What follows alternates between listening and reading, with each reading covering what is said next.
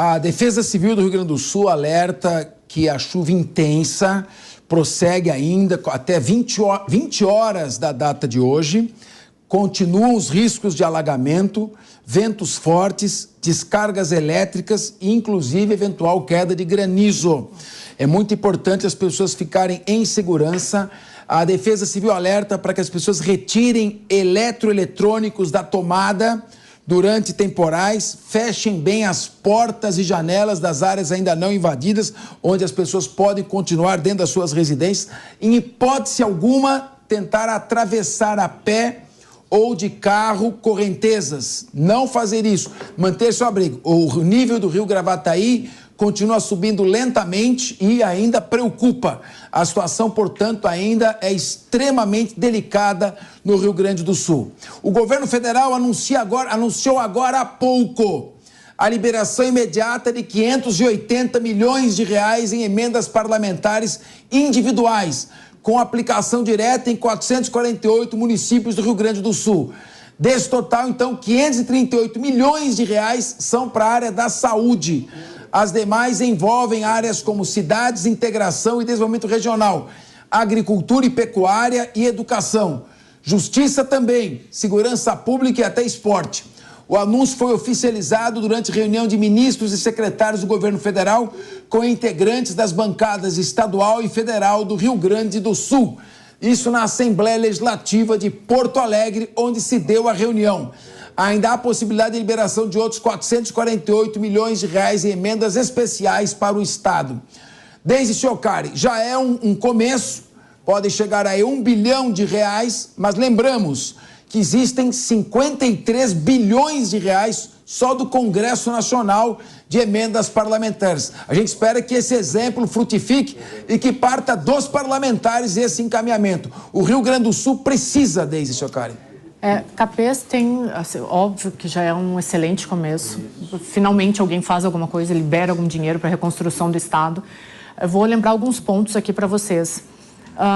Acho que foi na sexta-feira que começaram a surgir as notícias de que, por causa da inundação em Porto Alegre, principalmente, Canoas, os animais, as baratas principalmente, começaram a sair dos esgotos. Então a gente vai ter um problema de saúde muito grande. Depois que essa água baixar, né, é bem provável que entulhos e animais mortos acabem causando um grande problema de saúde no Rio Grande do Sul. A gente tem um outro problema também que acontece, por isso que a gente fala que a gente reivindica a liberação imediata dos recursos. As estradas caíram. A maioria das cidades do interior do Rio Grande do Sul, as pessoas fazem o tratamento em Porto Alegre. Então, tem aquelas vans dos municípios, a minha cidade é uma, Caçapava do Sul é uma.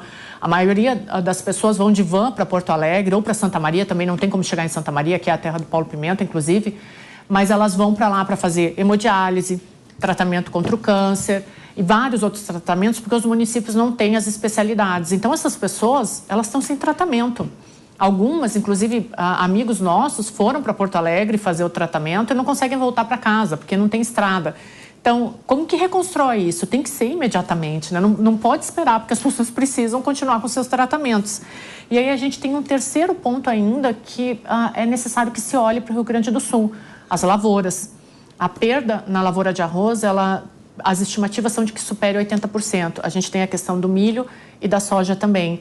Então, assim, literalmente, quando a gente fala que o Estado está acabado, ele está acabado. A gente precisa de mais iniciativas como essa, liberar dinheiro de emenda parlamentar e se fazer alguma coisa. Eu vou só dar um exemplo, porque eu fico indignada com essas coisas, mas, por exemplo, assim, o presidente do Senado anunciou a criação dessa comissão. Quando que a comissão vai se reunir? Vai ser amanhã? Vai ser depois de amanhã? Porque tem previsão de chuva de novo. Sabe, assim, se eu tenho uma crise no meu trabalho, eu vou me reunir agora, no minuto seguinte, na hora seguinte. Então, assim, anunciou, fez uma coletiva de imprensa, mas e aí, gente? Cobrem, sabe? Tem que sair agora. É hoje, não é amanhã de manhã. Tá difícil.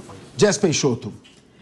Então, eu vou falar uma coisa aqui que talvez você vai estranhar, que é isso não é nada. Isso não é nada comparado ao que ele pode fazer. Sabe por quê? Se eu olho para o final do ano passado, às vésperas das votações ali, que o governo queria que passassem nas pautas econômicas, o governo Lula liberou 17 bilhões de reais para que os parlamentares votassem da forma como ele gostaria ali. E outra coisa, se a gente soma algumas vaquinhas aí da iniciativa privada, como os 35 milhões, que é uma vaquinha pelo Rio Grande do Sul que está tendo, como os 3 milhões que o Whindersson Nunes arrecadou, ou os 12 milhões que o BBB lá, o Matheus, que é do Rio Grande do Sul, arrecadou, se a gente soma isso, dá 50 milhões. 3 vaquinhas, 50 milhões.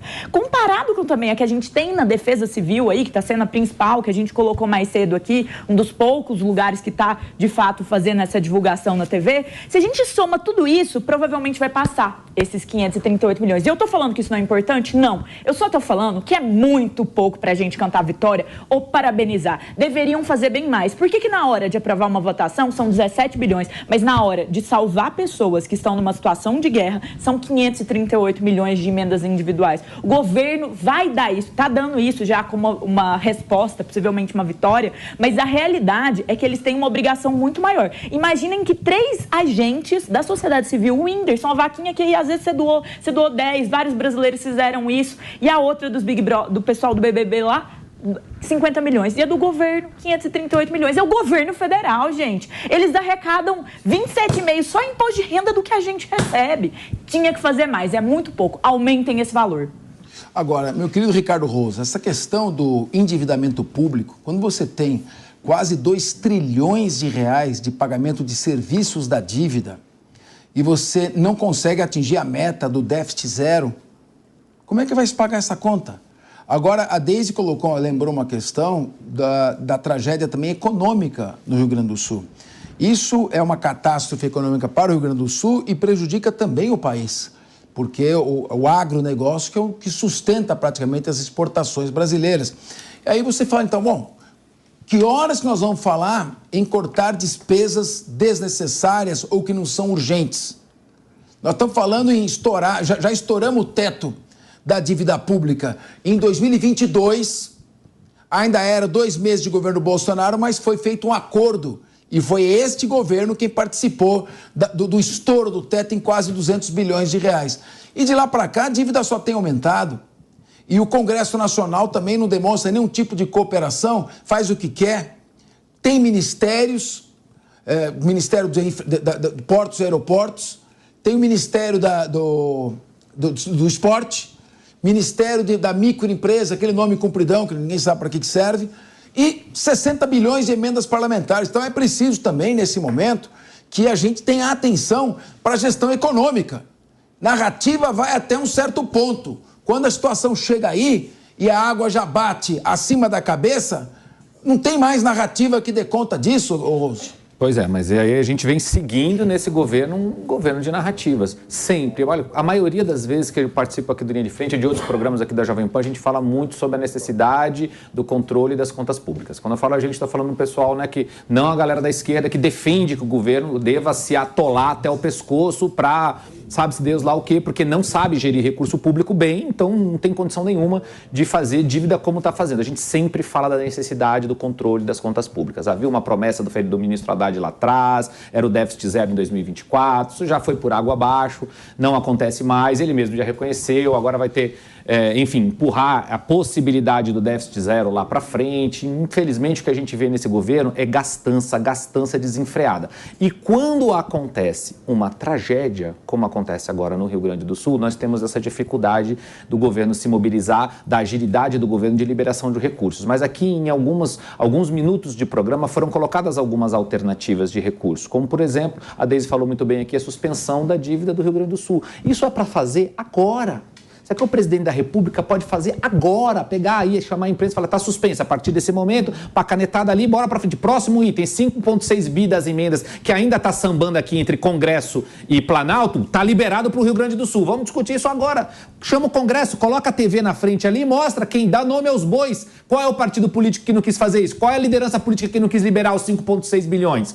Suspende a dívida do Rio Grande do Sul. Agora, eu vou além da do Rio Grande do Sul, das pessoas, do cidadão e das empresas do Rio Grande do Sul que estão acabados, destruídos agora, não tem condição de gerar nenhuma dívida para essa população. Isso dá para fazer já, uma canetada, hoje à tarde, anunciar agora. Era para ter anunciado ontem no Rio Grande do Sul. O presidente foi lá no Rio Grande do Sul, levou uma claque de gente lá. Ontem era para ter anunciado, porque foi ontem de manhã que o governador Eduardo Leite falou que é um estado de guerra e que precisa de um plano marco. Foi ontem de manhã. Já estamos agora hoje na segunda-feira à tarde, mais uma fala. E quem sabe à tarde vai ter uma reunião, aí vamos fazer uma comissão e vai enrolando e as coisas vão acontecendo. E sabe o que acontece? A própria população vai se resolvendo, infelizmente, como a gente já viu em outras tragédias. O povo não espera. O povo vai fazendo, Brasileira Solidária, gente do Brasil inteiro e outras prefeituras, como é o caso da Prefeitura de São Paulo, o governo do Estado de São Paulo, de Minas Gerais, vai se solidarizando, vai enviando para lá, a coisa vai se acontecendo, as chuvas, se Deus permitir, vão diminuir, e o governo fazendo comissão e brigando.